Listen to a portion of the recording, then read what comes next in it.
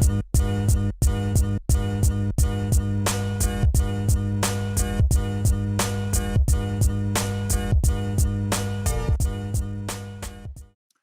welcome into the program. This is Breaking the Huddle. I'm Joel Klatt. This show is brought to you by Dr. Pepper, the one fans deserve. We got a big show for you here today. I've got really good film on J.J. McCarthy and the Michigan offense, as well as Drew Allar and the Penn State offense last week against Maryland. As we get set for that showdown, Gus, Ginny, and I will be in Penn State as Penn State takes on Michigan this weekend there in Happy Valley. But first, we've got to get to what the playoff committee gave us because, heck, why not?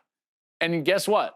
They gave us next to nothing. It's just like status quo, no controversy. They just continue to group the undefeated teams and then group the one-loss teams. So here's the top six, the exact same top six that we had last week. Ohio State remains at number 1, Georgia at number 2, Michigan 3, Florida State 4, Washington at 5, and then Oregon is, in the committee's eyes, the top-ranked one-loss team in the country. Now, a couple of things that I find interesting so far is I want to bring up the whole top 25 now. And when I start looking at the teams with a path to potentially getting into this playoff, you start looking at this ranking like right here. 6 is Oregon, 7 is Texas, 8 is Alabama. With that loss that Alabama had earlier in the year against Texas and the way that the committee is viewing Oregon, Bama has a precarious road right now. They're a little bit behind the 8 ball. Even if they were to win out, watch this scenario just for a moment. Big Ten champ, you would think, in particular if it's Ohio State or Michigan as an undefeated, is in. Florida State has virtually nothing left on their schedule. If they're undefeated, they would be in. You would assume that the Pac-12 champ, in particular, if Washington gets to that game undefeated and Oregon gets there with 1 loss, that winner would be in. That would leave 1 spot for a potential 12-1 Texas Big 12 champ and a potential 12-1 Alabama as the SEC champ. That game in Tuscaloosa with the Longhorns knocking off the Tide could come back to haunt the Tide. In theory, there's a scenario with the way that the committee is viewing this top 8 that Alabama could actually be left out as a 12-1 SEC champ. I know that's mind-blowing, and it certainly boggles my mind. There's part of me that's like, would they really do that in this era with the dominance of that conference? I'm not sure, but at least that's the way that it's setting up. It makes me also think about who's above the line and who's below the line. Let's revisit that. Earlier in the year, I told you there are teams out there that are national championship caliber teams. And at this point in the season, we still have more of those teams than maybe we've had over the course of the last decade. Here are my above the line teams so far. Teams that I think legitimately could go on and win the national championship. In order: Michigan, Georgia, Ohio State, Oregon, Bama, Texas, Washington, and Florida State. Now, I toyed with Washington and Florida State a little bit right there, just because Florida State clearly has not been that dominant in a consistent fashion this year, and Washington, that defense makes me nervous. That almost came back to haunt them against USC last week, even though that was a tremendous win. So who are the teams that are just below the line? Well, just below the line would be the 3 teams right there in the rankings: Penn State, Ole Miss, and Louisville. Now, to be fair, those teams all have a chance to play their way above the line. Penn State has the game against Michigan this week. If they win that game, they are definitely an above-the-line team. Last year, they couldn't beat Ohio State or Michigan, and so until they do that and beat one of those teams, I'm going to keep them right there below the line. Same with Ole Miss.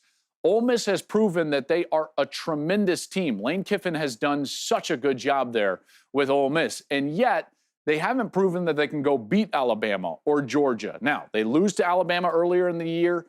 This week, they've got a chance to knock off an above-the-line team, which would put them where? Above the line.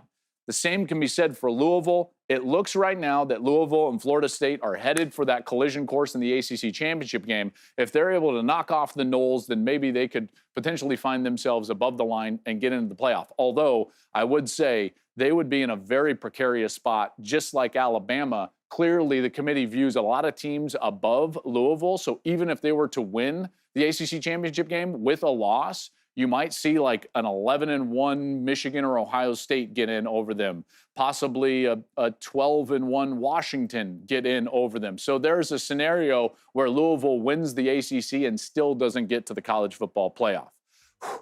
A lot being said there. I will say, though, Penn State and Michigan, I just touched on that game. That's the game I'm going to be at. Let's break it down. J.J. McCarthy and the Michigan Wolverines. What makes them different this year? Because they are much different. I'm going to talk about that next when we come back on Breaking the Huddle.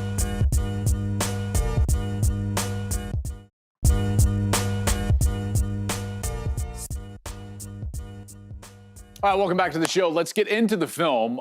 Really excited to show you this film because Michigan is a little different than what they've been over the last couple of years, okay? So what they have been is a very Jim Harbaugh run-oriented team that's going to ground and pound, and then maybe the quarterback will make a few plays here or there.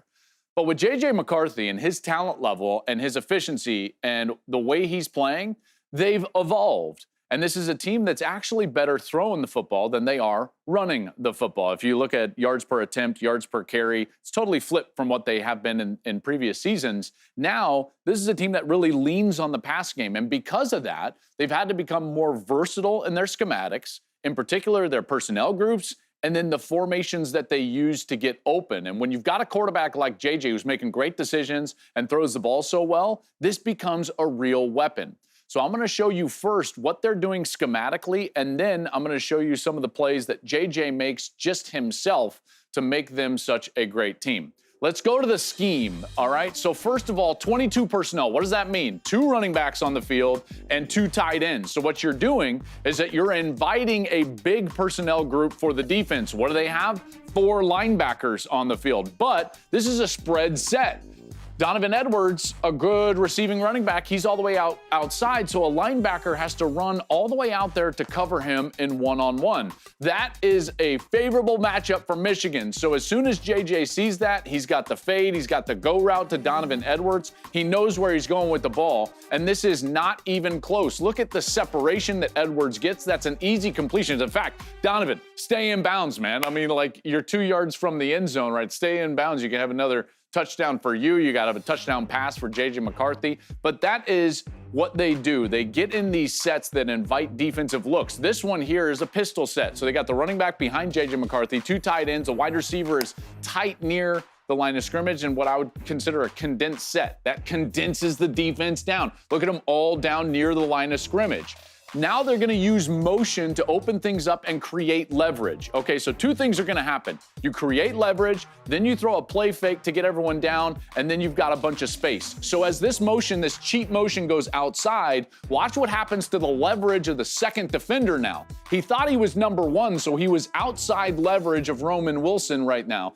But he becomes the number 2 wide receiver, which would have meant that he would have been head up or inside leverage. Now, the play fake is going to get the linebackers down.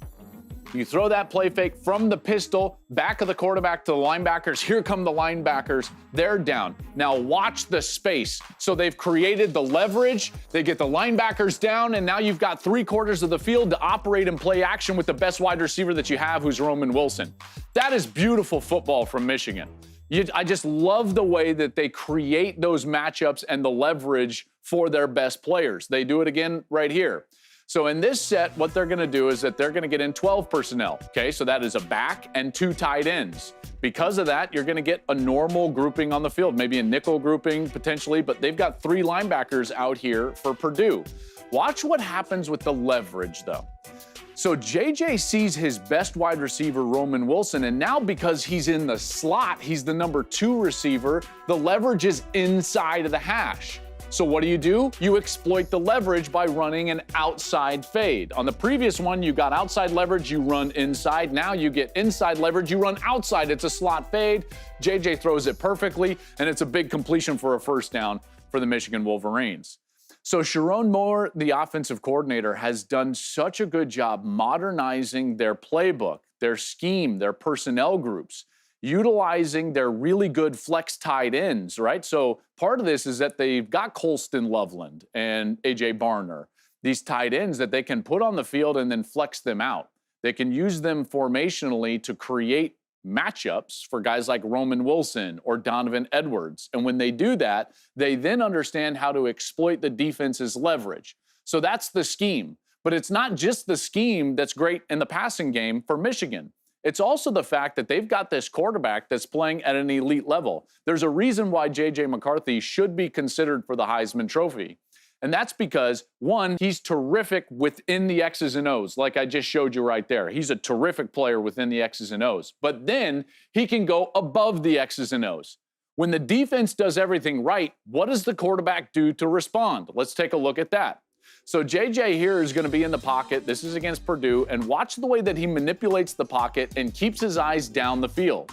So right away, there's nowhere to go with the ball, and the pass rush is pretty good. But what does he do? He slips over there and then keeps his eyes down the field. Boom, finds a big completion, and it's a first down above the X's and O's. You take a look at the next clip here. Now, this is against Indiana. This is one of my favorite ones. Okay, so first and foremost, he's going to pause. He sees the pressure over on that left side, and then all of a sudden it's not picked up. So the pressure is going to come on that left side, and Michigan doesn't do a good job up front nor with the back to pick up the pressure. So watch, Edwards tries to pick it up. It's a bust. So what does McCarthy do? He gets outside, but now his eyes are downfield, and he sees his tight end, and he points at him. Go deep. Why? To put pressure on that linebacker. Now the linebacker's in conflict, the pass defender, because as JJ chooses whether to run or throw, the linebacker has to choose whether he's going to come up, defend McCarthy, or stay with his tight end deep. So he's either got to stay deep and McCarthy runs for a first down, or come stop McCarthy and prevent the first down. So what does he do? He's going to come off of his man. What does McCarthy do? Throws it over the top. That's beautiful stuff. So all of a sudden on a broken play, he creates conflict on a defender because he can use his legs. It's above the X's and O's. So Michigan right now is just a totally different team than they were in previous seasons. Last year, it was ground and pound. We're going to run it and run it and run it and run it some more and run you into submission. And while I feel like that's still kind of their DNA and what they want to do, they have this in their back pocket. They can utilize personnel groups and formations and leverage to win in the passing game. And then they've got a quarterback that's playing as well as anybody, both efficiency within the X's and O's and then the athleticism above the X's and O's. When we come back, I want to talk about Drew Allar. All right, Drew Allar, the young quarterback for Penn State, he played his best game last week against Maryland. And I'm going to show you exactly why he was so good and what they need to do against Michigan for him to have success. That's coming up.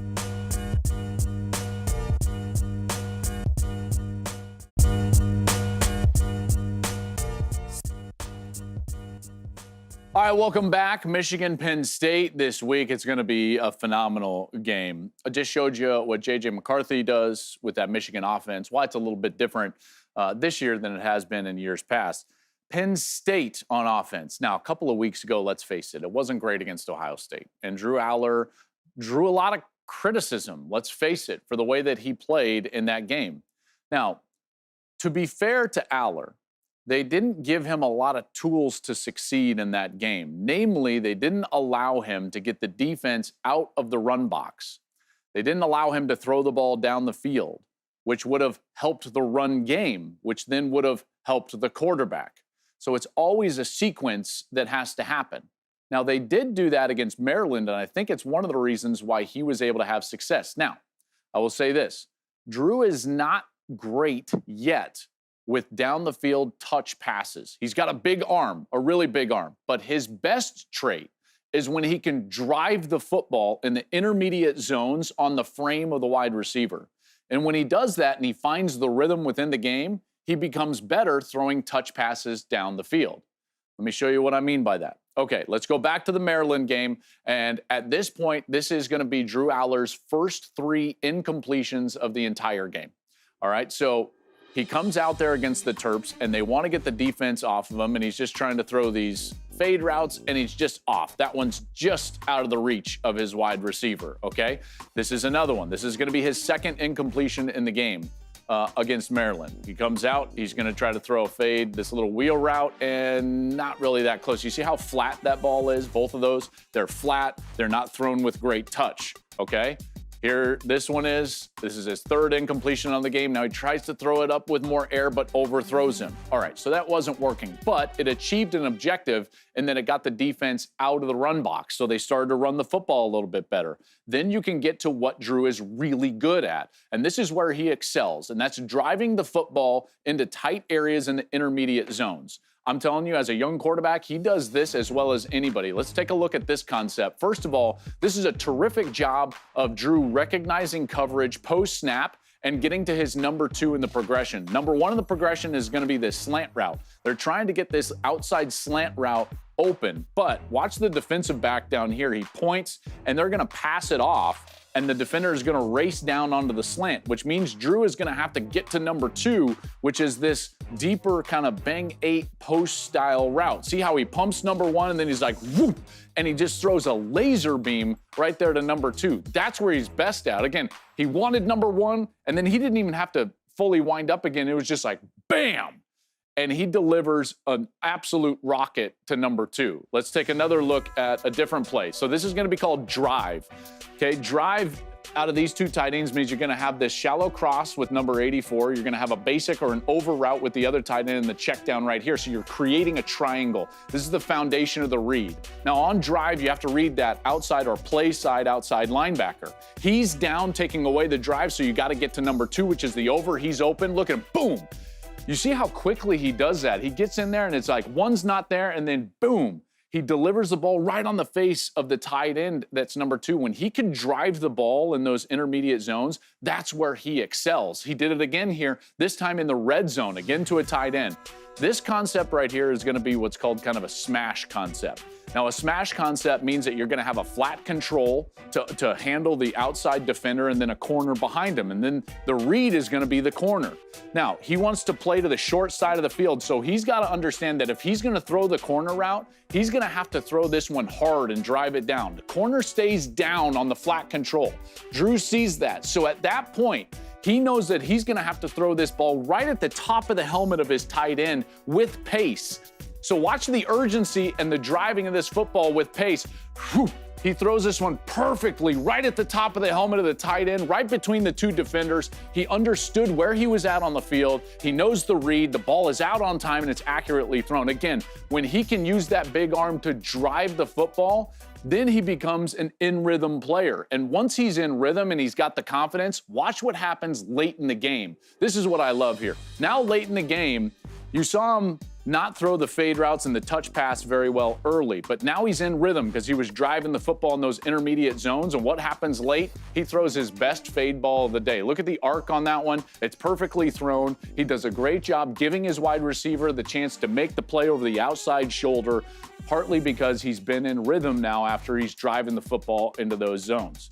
So that's one of the things I'm going to be watching early. One is, yes, you've got to take some of those deeper shots, but I want to take those deeper shots, if you want to call them that, while allowing him to drive the football into those zones. Okay, so if you can do that with corner routes or seam routes or over routes, that's going to get the linebackers out of the box, allow Penn State to run the football, and that rhythm will allow him to I would say, push the ball down the field with better touch later in the game. Really love Allar. Hopefully Penn State plays better on offense than they did against Ohio State this week when we're there. Gus, Jenny, and I are going to be there. It's going to be an outstanding game. Cannot wait for it. When we come back on this show, let's finish things out, though, with a little Klattback that's coming straight up on Breaking the Huddle.